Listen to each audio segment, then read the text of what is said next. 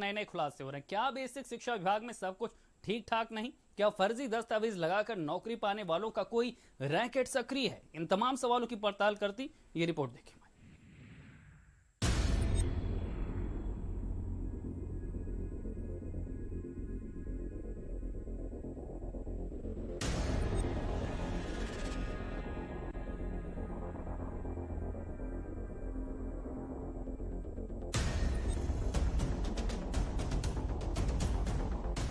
एक शिक्षिका 25 स्कूलों में पढ़ाकर करोड़ों रुपए वेतन ले रही थी। इसका जब खुलासा हुआ तो सब के सब हैरान रह गए, दंग रह गए, हक्के बक्के रह गए कि यूपी के शिक्षा विभाग में ऐसा भी कुछ होता है क्या?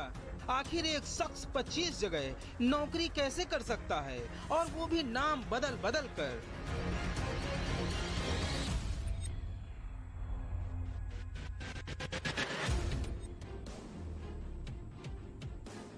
जी हाँ, जिस अनामिका शुक्ला को कासगंज से गिरफ्तार किया गया था, उसमें अब और चौंकाने वाले खुलासे हुए हैं। वो अनामिका शुक्ला के नाम से नौकरी तो करती थी, लेकिन अब उसका असली नाम सुप्रिया बताया जा रहा है।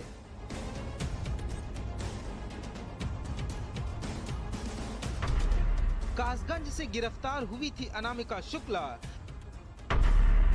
अब अनामिका शुक्ला को बताया जा रहा सुप्रिया। मैनपुरी के राज ने दिलाई थी टीचर की नौकरी।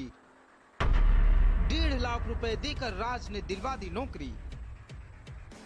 सुप्रिया को नौकरी दिलाने वाले राज नाम के शख्स की अब तेजी से तलाश हो रही है। मैनपुरी के बीएससी को बेहद सख्त निर्देश दिए गए हैं कि वो जल्द से जल्द राज का पता लगाएं। इधर जिस तरह से बेसिक शिक्षा विभाग में फर्जीवाड़ा चल रहा है, उसको लेकर विपक्ष ने भी सरकार को निशाने पर ले लिया है। प्रियंका गांधी ने शिक्षक भर्ती मामले के घोटाले की तुलना मध्य प्रदेश के व्यापम घोटाले से कर दी है। प्रियंका ने कहा कि पैसे के लेन देन और परीक्षा केंद्रों में हेरफेर करने वाला ये पूरा रैकेट चल रहा है। इसके तार कई जगहों से जुड़े हैं।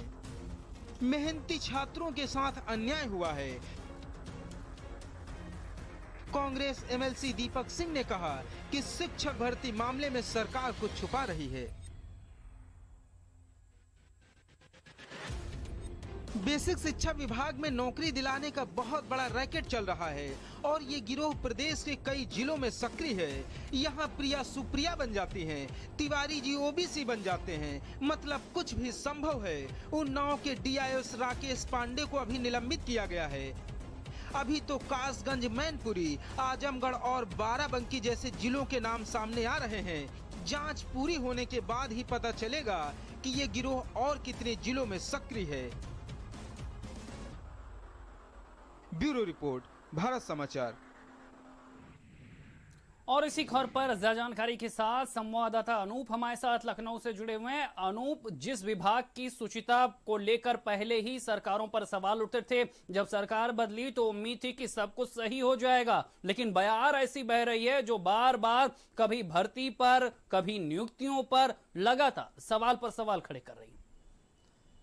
देखिए, बिल्कुल शैलेंद्र, जिस तरह से उत्तर प्रदेश में जो है ये बेसिक शिक्षा विभाग में जो खुलासा हुआ है कि अनामिका शुक्ला के नाम पे किस तरह से जो है जो सुप्रिया है वो फर्जी तरीके से नौकरी कर रही थी, जिसके बाद गिरफ्तारी की गई है। और ये खुलासा होने के बाद जो है सीधे तौर पे जो है शिक्षा विभाग पे सवाल उठ रहे हैं, क्योंकि इससे पहले भी कई बार जो है तमाम जो है गड़बड़ जो है वो सामने आए हैं, जिसको लेकर के जाँच की गई है और तमाम गिरफ्तारियाँ भी की गई हैं।